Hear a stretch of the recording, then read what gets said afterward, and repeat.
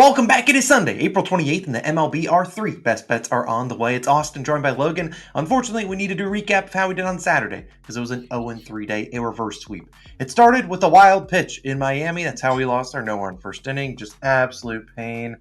They were wild pitch. At least you got to make them earn it, but no, you just throw it over the catcher's head. You hate to see that. Then my alt under parlay had an easy one in the Phillies Padres game, but then geez, what happened in Twins and Angels? The Twins scored like 17 runs, just a donation. And then Diamondbacks money line, they had their chances. It's not like they didn't have their chances. They lost 3-1. So their pitching staff did their job. The hitting just did not show up. An 0-3 day. Logan and I, we need it. It's the only time, Logan. Put it on. It's time. Rally cap time is here. Last time we put on these bad boys, we swept. 3-0 sweep. We're doing that once again. We know it's been a little bit of a rough patch over the past 10 days or so in the MLB. I believe today marks the exact 1 month mark since the start of the season. So we're down 2 units in the first month. All it takes is 1 or 2 months, and you could easily go 20, 30 units. We're capable of that. We've done that before. We've had cold streaks much worse than this before.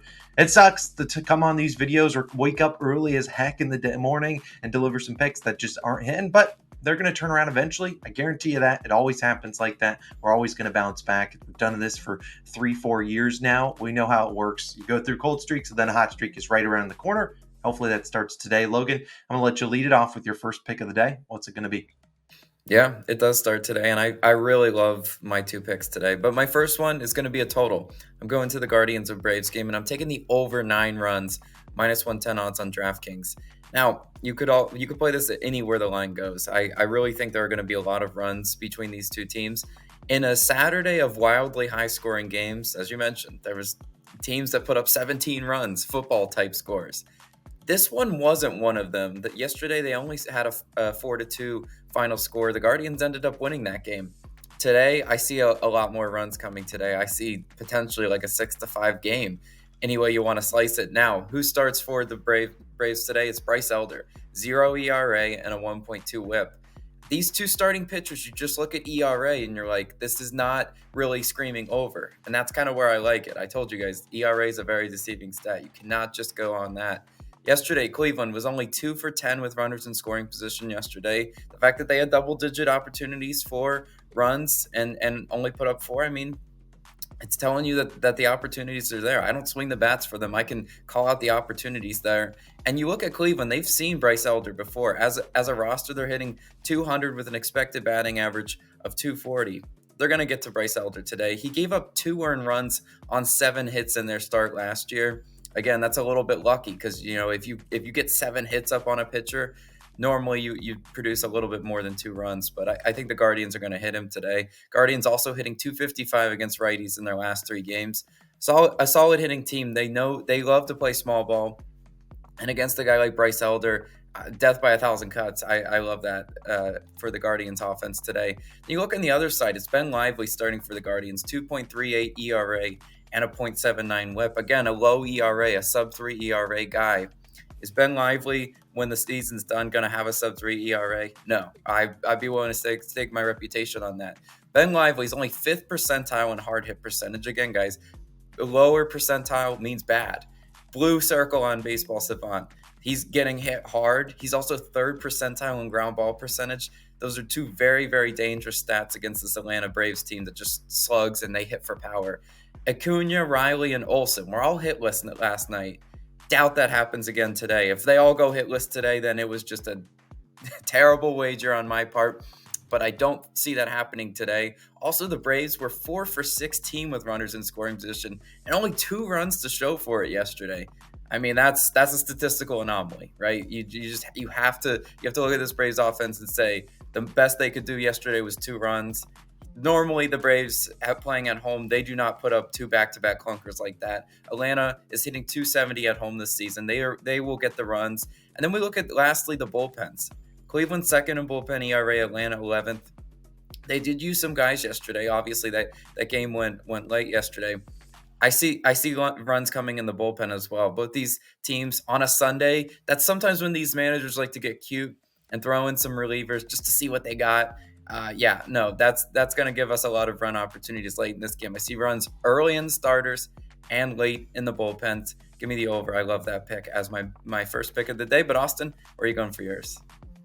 Yeah, Logan, the rally cap's on, and I'm going to a pitching prop. I feel like we've done pretty well in player props this year. In terms of the pitching props, we need to get locked in, though. We need this one to smack, and I'm going to Baltimore. We got the final game of this A's versus Orioles series, and I'm going to take pitcher for the Oakland A's, Paul Blackburn. I really like his over and outs today. I think it's about 16 and a half plus 100. So not too shabby. We don't even need him to go full 6 innings pitched. If he can go 5 2/3, then we don't care at all about that. I really like Blackburn though in this matchup. Now, I think you're getting a favorable line here because obviously the Athletics are big underdogs. Typically not going to give a big underdog team a pretty good pitcher prop, but Blackburn's been arguably their best pitcher this season. I mean, you look at his stats on the year, like a 2 ERA, his whips below 1. He's been really, really good. Now, the only thing unfortunate about an outs prop is that FanDuel is one of the books that doesn't offer them. I think they only offer them in the postseason for whatever reason, but if you got DraftKings, you got Caesars, Bet365, BetMGM should even have a line for this. Outs is a pretty popular line, except for BetMGM. Now, Blackburn this season is a perfect 5 of 5 to hit in this line. He's throwing 7, 6, 6 1/3, 5 2/3, which is the minimum today, and then another 6 innings pitched this season. He's actually gotten a little bit roughed up in his last 2 outings, 3 and 4 earned runs. Had to face the Yankees. They actually did a pretty good job hitting him. I think they got 3 or 4 earned runs up on him in the first inning. So I expect him to be a little bit better today. I mean, the good thing about Blackburn is even if he gets roughed up, if they're down a lot, they'll just keep running him into the ground to not use up that bullpen. But this is also unlike the Yankees, who Blackburn just faced. The Yankees are an annoying team at the plate, take a lot of pitches. Orioles really aren't that. They haven't been taking a ton of pitches. They see the 6th fewest pitches per plate appearance. And Blackburn's a guy that's averaging the 12th fewest pitches per inning, too. So he's been able to get those quick and easy innings. And with an outs line set at 16 and a half, we get one quick and easy inning in there. We're looking really, really good, and I think the O's could deliver that. We've seen Stripling already hit this over in the first game of the series. Yesterday, JP Sears went 6 1/3. Granted, they left him out there because he gave up 7 earned runs. The game wasn't close. They're like, fine, we'll just leave you out there and you have fun out there. Have fun. But at the end of the day, I like Paul Blackburn, a really talented pitcher. He only has a 6.7 walk percentage, which is 68th percentile, so up in the upper 2/3. But also, what I really like for him, only a 92 mile per hour average fastball. When you see guys that go out there and they're running up the pitch count in terms of you get 6, 7, 8 pitches per plate appearance, typically I feel like those guys that are throwing 100 miles per hour and the batters are just trying to get a piece of it because they're like, I can't put this in play. I'm just going to get a piece of this, foul it off, and get to a better pitch. Well, with a guy like Blackburn, you're only throwing about 92. I think the Orioles will obviously not be trying to foul those off and get to a different pitch. That's probably a pitch they want to try to hit, but Blackburn's so good at location. That's just what he does. And you look at him, 54% ground ball percentage. That's 85th percentile. So he's really good at getting those ground balls, and I really think this is a good spot to back him. We're not asking him to go out there and throw a masterclass 7 innings pitched, but he's been really good, really consistent, steady Yeti kind of guy. He goes out there. They probably want him to get those 6 innings pitched. I think he gets into the 6th inning. Comes down if he can get out of that 6th inning. We don't really honestly need him to. He could get the 5 2/3, which is 17 outs, and then we cash out there.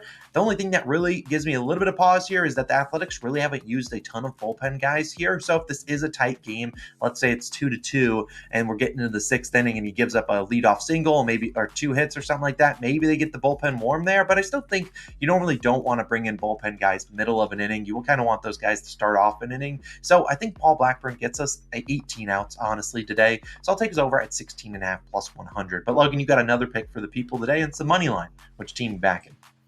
Yeah, I want to say I do really like your Paul Blackburn analysis there. That's totally gonna hit. Now let's cap off this 3-0 card with my Mets money line, minus 115 odds on BetMGM. Yeah, I'm rolling with the Metropolitans here. I don't see the Cardinals sweeping the Mets personally. I looked at the slate and I'm like, which of these teams are kind of back against the wall? It's going to be the Mets. Avoid getting swept at home. I'll take them as a short favorite in this spot. Who's starting for the Mets today? It's Jose Quintana, 4.21 ERA and a 1.6 WHIP. The WHIP's a little bit high for Quintana. I'm not going to lie. I don't love that. But what I do love is the fact that St. Louis is only hitting 141 against lefties on the road this season. That is pitiful. And Quintana should be able to get out of jams. Why? Because the Cardinals are self-destructive. They're 26th in batting average with runners in scoring position.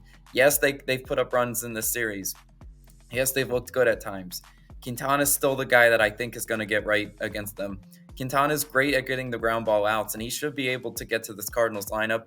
Over the course of the year, too, if you're looking at Quintana, he's going to get better versus lefties. Last year, go look at his splits for lefty righty. He allowed a 222 batting average to lefties last year. He was so tough on left-handed bats. This year, he has the reverse splits. He's allowing a 389 batting average to lefties and only 19 plate appearances. Give me a larger sample size. Quintana will get better at that. I think that's where it starts today. I think he holds down the Cardinals. And then on the other side, got to give him run support, and that starts against Lance Lynn. Lance Lynn, 2.81 ERA and a 1.36 whip. The Mets have a 264 batting average and 79 plate appearances versus Lance Lynn. So there is some familiarity there. Why do I want to attack Lance Lynn? Because I just think that ERA is going to regress pretty hard.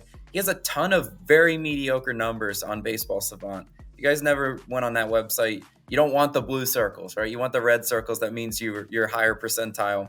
But he is very low percentile in a lot of the categories that matter to me. 8th percentile in barrel percentage, 34th percentile on hard hit percentage. If you've ever watched Lance Lynn pitch, I swear the ball comes screaming off the bats of every time he gets like a fly ball out. It's just boom, just barreled. I think Lance Lynn today gets rocked. Lance Lynn, unlike Quintana, doesn't normally get the ground ball outs. He's a fly ball out pitcher. I think that's dangerous against a Mets lineup that I've seen be able to hit for power. You know, you guys got Alonso, etc. that can hit for power, and I think they're going to tackle Lance Lynn today. Then you'll get the bullpens. Mets 6th in bullpen ERA, Cardinals 10th in bullpen ERA. I don't give a huge advantage to either of those teams. Each bullpen, you look at their usage, they're in fine position. I still think the Mets get a lead off of Lance Lynn, and I think they don't look back. That's why I'm taking them full game. If you want to take them first 5, go ahead. Weird stuff happens in the first 5. That's why I normally like to avoid those unless I see a complete bullpen mismatch. But I think both these teams equal in the bullpen. Giving the Mets, I do think they get the outright win in that one. And those are our 3 favorite picks of the day. Braves and Guardians over 9. Paul Blackburn's over an ounce, and Mets money line. That feels like a pretty good card on a Sunday. Obviously, Sundays are a little bit wonky, but I really think we got a good card cooked up for y'all. The rally caps are on. But like I said, last time I said if we went 3-0, we'd keep them on. We're keeping them on, Logan, if we go 3-0, because they certainly deserve it. But hopefully the rally caps deliver a winning day. Thank you guys again for supporting us. Regardless of if we win or lose, we certainly do appreciate it. We know this is going to be a profitable season. We've been really good in the MLB the last few years. We're not going to worry about a little bit of a cold slump. We're bouncing back today, 3-0. We'll see you guys back again tomorrow. Peace.